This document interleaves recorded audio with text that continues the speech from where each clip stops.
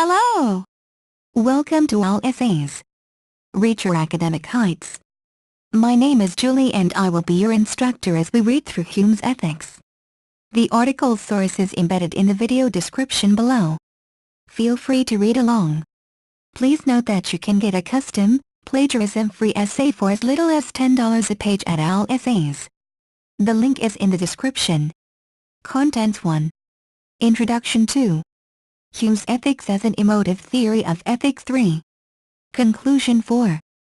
Bibliography. David Hume is an outstanding Scottish philosopher of the 18th century whose views has a significant impact on the following generations of thinkers throughout the world.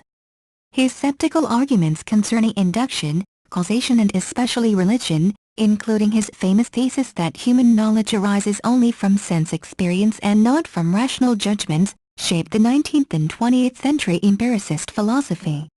His famous saying that reason is the slave of the passions is a cornerstone of his ethical views largely explains the emotive character of his ethics.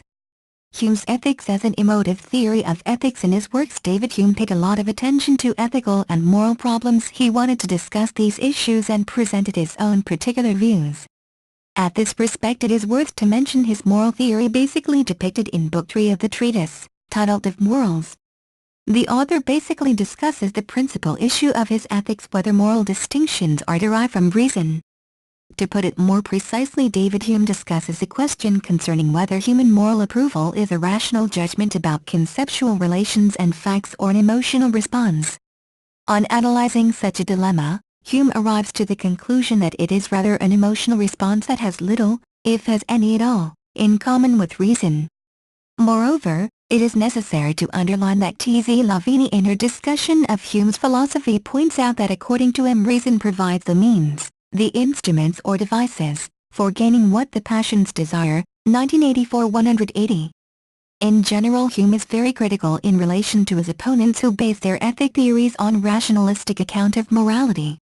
For instance, Hume criticizes Samuel Clarke and presents several arguments against his rationalistic views, the most famous of which is an argument from arboreal parricide. A young tree that overgrows and kills its parent exhibits the same alleged relations as a human child killing his parent. If morality is a question of relations, then the young tree is immoral, which is absurd. Franco 1985-233. Furthermore, Hume also argues that moral assessments are not judgments about empirical facts. The philosopher states that it is impossible to find a fact that can be called immoral for any immoral action that is examined. In other words, Hume stands on the ground that it is impossible to deduce statements of obligation from statements of facts. Consequently, as moral approval is not judgment of reason, Hume concludes that it must be an emotional response. To put it more precisely, a spectator moral approval is a type of pleasure that cannot be experienced when considering an agent's qualities. Moreover, this pleasure produces additional feelings of love or pride within the spectator. Franco 1985-247. Obviously, Hume is very critical about the reason. For instance, he denies that reason has any important role in motivating or discouraging behavior. It is just a sort of calculator of concept and experience. What he believes is really important is what people feel about the behavior. In such a way, it becomes obvious that Hume tends to instrumentalism, which state that an action or ethical notion is reasonable if and only if it serves the agent's goals and desires, whatever they be. According to him, reason can enter the picture only as a lackey, informing the agent of useful facts concerning which actions will serve his goals and desires, but never deigning to tell the agents which goals and desires he should have. Franco 1985-261. At the same time, it is necessary to point out that in moral and ethical contexts such radicalism in Hume's views is not so radical as it might seem to be. In fact, the philosopher argues that immoral behavior is not immoral because it is against reason. He first claims that moral beliefs are intrinsically motivated. If you believe killing is wrong, you will be ipso facto motivated not to kill and to criticize killing and so on. Franco 1985-295. However, he reminds that the reason alone can motivate nothing. Reason discovers matters of fact and logic, and it depends on individuals' desires and preferences. Consequently, reason alone cannot motivate moral beliefs. On the other hand, Hume does not absolutely deny the role of reason, since it works though under the influence of human emotions and desires.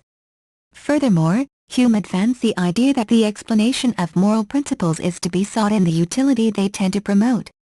At this respect, it is quite noteworthy to mention that Hume argues that moral spectators approve of benevolence and benevolence is approved of because it has utility. At the same time, it should be said that Hume's ethic theory is not deprived of some controversial points. For instance, attempting to determine whether an agent's motivating character trait is natural or artificial, he decides this one virtue at a time.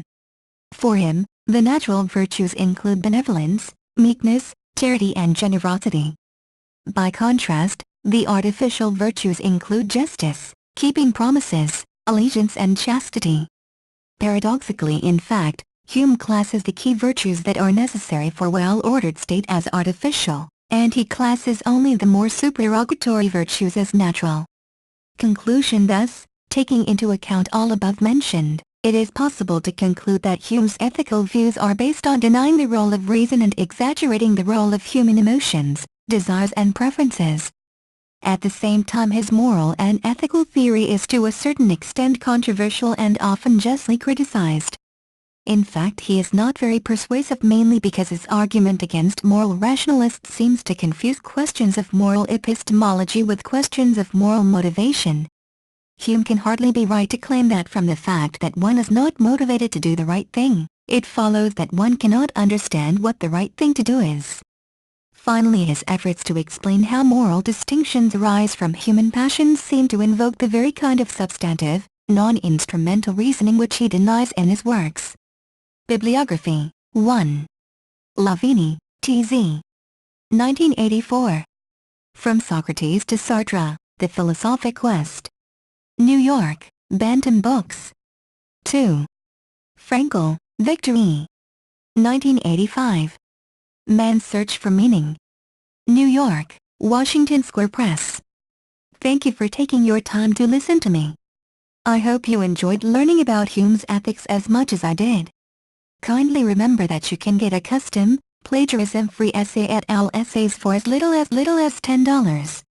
The link is in the description. See you next time.